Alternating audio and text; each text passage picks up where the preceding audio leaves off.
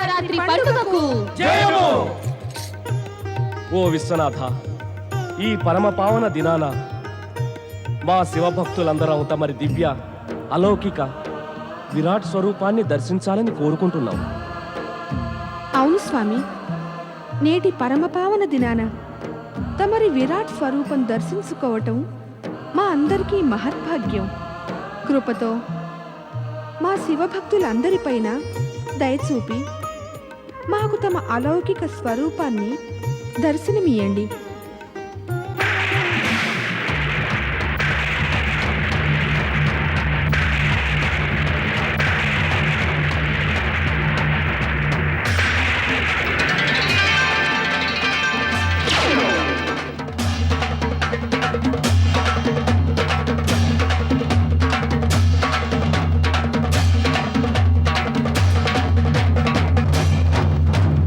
పరాత్పర బ్రహ్మ పరమేశ్వరులు పరమ శివశంకరులకి జయము.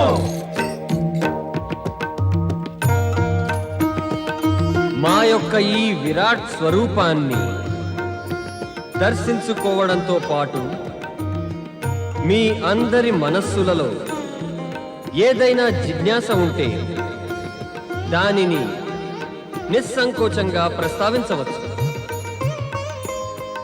పరమశివ, నా అజ్ఞానాన్ని క్షమించండి. నేను శివతత్వ ఉద్దేశం తెలుసుకోవాలనుకుంటున్నాను. లోక కళ్యాణమే శివతత్వం యొక్క ముఖ్య ఉద్దేశ్యం. ఇంద్రదేవా, ప్రభు, తమరు రచించిన విధానాన్ని అనుసరించే బ్రహ్మదేవులు సృష్టిని సృష్టిస్తున్నారు. శ్రీ మహావిష్ణువు సృష్టి పరిపాలకులు. ఇక తమరు మహాదేవులు, సృష్టి సంహారకులు, స్వయంగా మహాకాలులు. కానీ ఈ శివతత్వం ఉద్దేశ్యం లోక కళ్యాణం కూడా. ప్రభు, ఈ శివతత్వంలోని రహస్యం స్పష్టంగా తెలియజేయండి. దేవేంద్ర, ఇది నిజమే.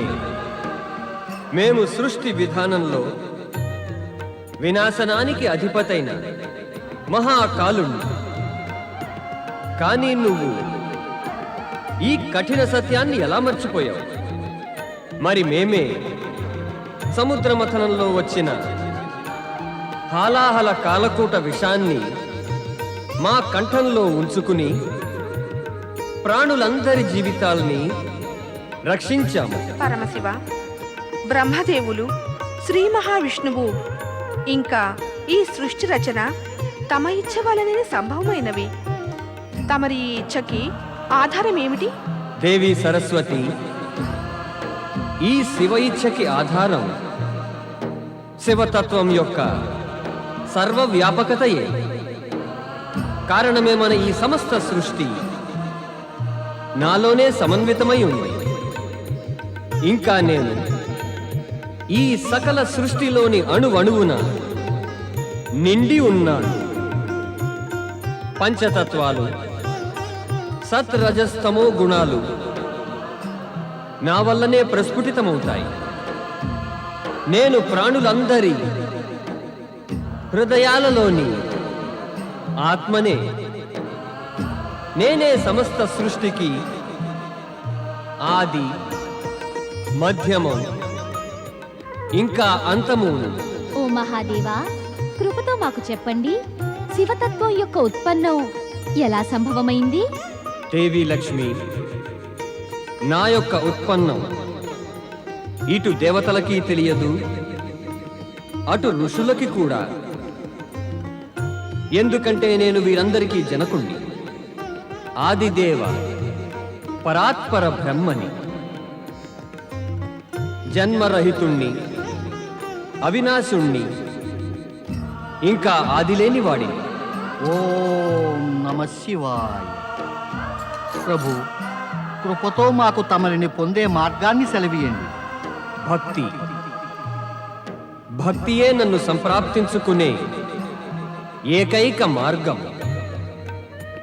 ప్రేమ ఇంకా సమర్పణలతోటి నా పంచాక్షరీ మంత్రాన్ని జపించేటి భక్తులకు నాదైనటువంటి శివతత్వాన్ని పొందగలిగే జ్ఞానాన్ని నేను ప్రసాదిస్తాను.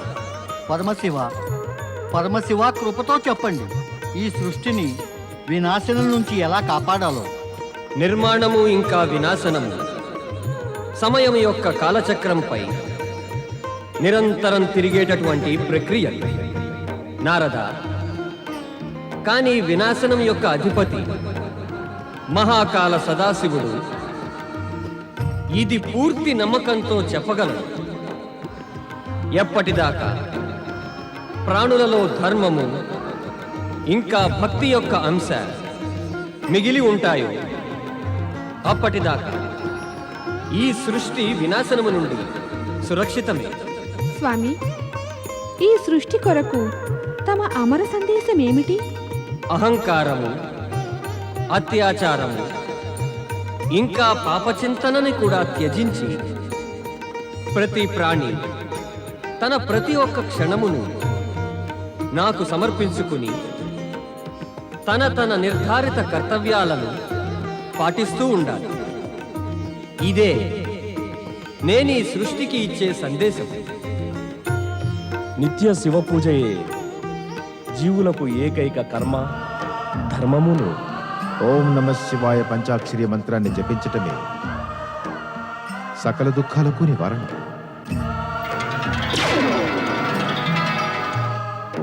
పరమశివ శంకరులకి మహాశివరాత్రి పండుగకి జయము.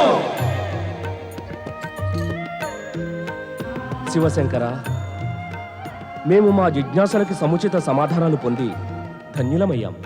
కానీ ఏ మహాపర్వదినాన మీరందరూ మమ్మల్ని అభినందించడానికి కైలాసానికి విచ్చేశారు.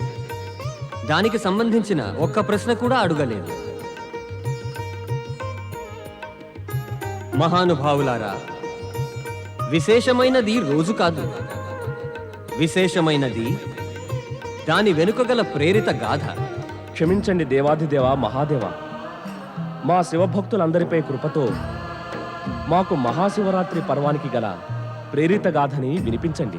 దేవేంద్ర, మహాశివరాత్రి పర్వానికి గల ప్రేరిత గాథకి సూత్రధారుడు దేవర్షి నారదుడే.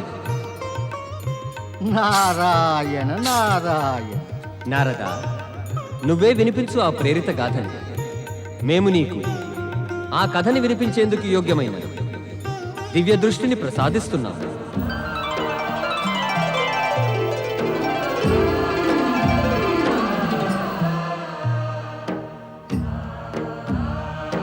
ఓం నమ శివాయ. వినండి శివభక్తులారా, శివభక్తి యొక్క మహనీయ ప్రేరిత గాథ వినండి. ఫాల్గుణ మాస కృష్ణపక్ష త్రయోదశి దినాన అడవులలో తిరుగాడే గురుద్రుహుడు బిల్లుడు తన కుటుంబాన్ని పోషించవలననే ఉద్దేశ్యంతో వేటకై వెళ్ళాడు. గురుద్రుహుడు ఒక హరిణము పైన తన లక్ష్యాన్ని నిలిపి దాని వెనుక వెనుకనే పరిగెడుతున్నాడు. పరుగులో హరిణము వేగము తీవ్రమైంది. ఎంతో ప్రయాసపడిన తర్వాత కూడా గురుద్రుహుని లక్ష్యము హరిణము పైన నిలవలేకపోతోంది. చూస్తూ చూస్తూ ఉండగానే హరిణము అదృశ్యమైపోయింది. గురుద్రుహుడు హతాశుడై ఎంతో నిరాశపడ్డాడు.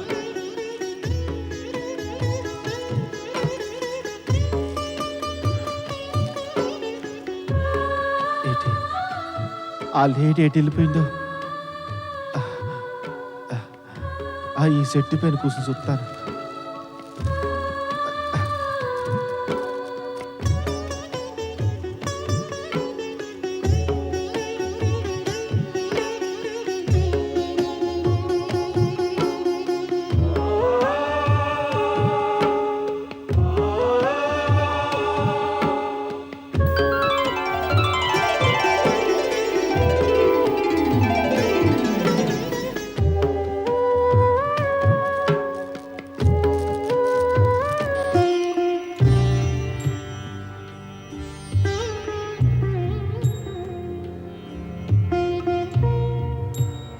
గురుద్రోహ, నువ్వు ఈ చిన్నారి ప్రాణి పానాలు ఎందుకు తీయాలనుకుంటున్నావు? ఇది నీకు అసలు ఏం కీడు చేసిందని? నువ్వు దీన్ని చంపాలనుకుంటున్నావు? ఉం?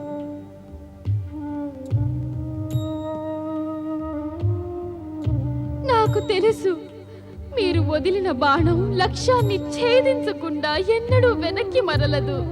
కానీ నేడు నన్ను చూసిన పిమ్మట కూడా మీరు నాపై బాణం వేయలేదు. మీరేదో బాధలో ఉన్నారు. లేదు లేదు, నా మనసు లోపల ఎలాంటి బాధ లేదు. ఇప్పుడు నేను నిన్ను వధించాల్సిందే. నేను మిమ్మల్ని ప్రాధేయపడుతున్నాను. నన్ను విడిచిపెట్టండి. నా పిల్లల్ని అనాథల్ని చేయకండి. నేను నీ పిల్లల గురించి ఆలోచించి నిన్ను విడిచిపెట్టేస్తే నా పిల్లల ఆకలితోటి అలమటించి మరణిస్తారు. లేదు, నేను అలా జరగనివ్వను. నా పతి నా పిల్లలు నా కోసం ప్రతీక్షిస్తూ ఉంటారు. నాకు కొంచెం గడువివ్వండి. నేను ఒక్కసారి వెళ్ళి వాళ్ళని కలిసి చెప్పేసి వస్తాను, ఇదే మన ఆఖరి కలయిక అని. నా మీద దయుంచి నా వినతిని అంగీకరించండి. నువ్వు మోసం చేస్తే వెనక్కి రాకపోతే నేను ఒక అమ్మను. పిల్లల ఆకలి వేదనని అర్థం చేసుకోగలను. నా మోసం కారణంగా మీ పిల్లలకి అన్యాయం జరిగితే దాన్ని నేను అస్సలు సహించలేను. నేను వస్తాను, అవశ్యం వస్తాను. ఇది నా వాగ్దానం. ప్రాణాలపైన తీపి ముందు వాగ్దానాలకు లెక్క కాదు. ఆకలిగా ఉన్నవాడు ముందున్న పరిమాణాన్ని, వేటగాడు తన ముందున్న వేటని అది వదిలేయటం ఎలా సంభవం?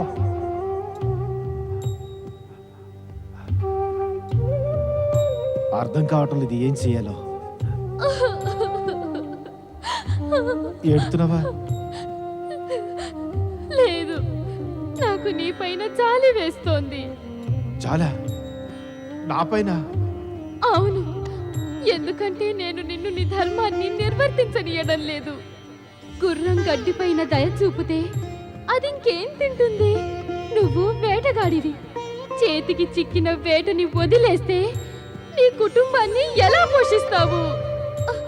నువ్వు వెంటనే ఇక్కడి నుంచి వెళ్ళిపో, లేదంటే నా స్వభావం కొద్దీ ఈ బాణాలు వదిలేస్తాను.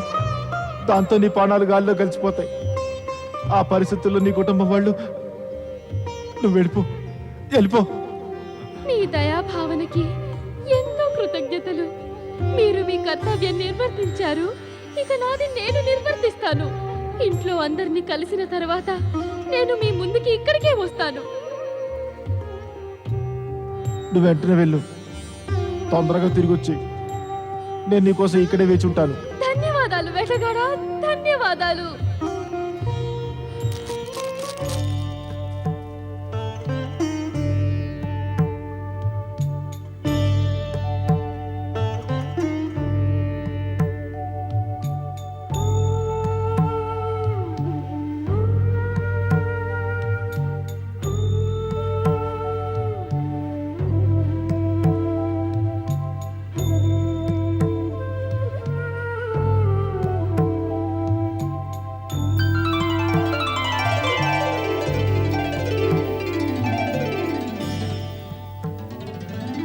నాకు అసలు అర్థం కావటం లేదు ఏం చెయ్యాలో. ఇవాళ నా మనసు ఎందుకు ఇలా అవుతుంది? దయ, మమత, కరుణ, ఇంతకు ముందు అసలు నాకు ఇలాంటి భావాలంటేనే తెలియదు. ఎప్పుడు అర్థం కూడా చేసుకోలేదు. నేను నన్ను సంభాళించుకోవాలి. వేటాడటం నా కర్తవ్యం, నా ధర్మం. నేను దాన్ని ఎలా విడవగలను? వద్దొద్దు, నా పైన దయ చూపండి. నేను ఇక్కడికి మా సోదరిని వెతుక్కుంటూ వచ్చాను. ఆమె ఇంకా ఇంటికి చేరలేదు. ఆమె కుటుంబం వాళ్ళు ఎంతో ఆందోళన పడుతున్నారు. కంగారు పడకు, ఏ పాటిగా మీ ఇంటికి చేరే ఉంటుంది. తిరిగి ఇక్కడికి రానే వస్తూ ఉంటుంది కూడా. అప్పుడు ఆమెను వేటాడతాను. కానీ అంతకుముందు వద్దొద్దు, నన్ను విడిచిపెట్టు. లేదంటే నన్ను కొంచెం సేపు వదిలేయి. నేను ఇంటికి వెళ్ళి మా సోదరి వచ్చిందేమో చూసి మళ్ళీ వెనక్కి వస్తాను. నీకు మాటిస్తున్నాను. కొద్దిసేపట్లోనే నేను స్వయంగా తిరిగి వచ్చి నీ బాణాలకి బలై ప్రాణాల్ని వదలడానికి సిద్ధపడి వస్తాను. కృప చూపి నన్ను నమ్ము. సరే అయితే నేను నీకోసం కూడా ఇక్కడే ప్రతీక్షిస్తూ ఉంటాను.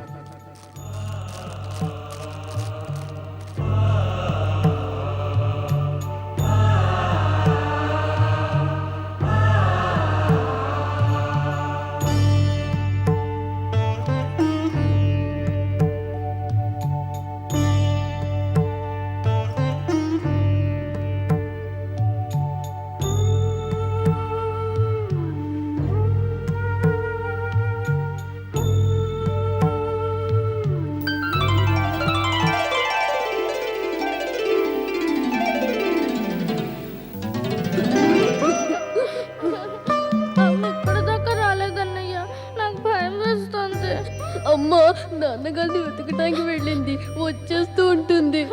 బాగా ఆకలిస్తుంది అన్నయ్య. అమ్మా అమ్మా అమ్మా నాన్నగారు ఇంకా రాలేదంటమ్మా. నాన్నగారు ఏదమ్మా? బాబు, అడివంతా వెతికాను,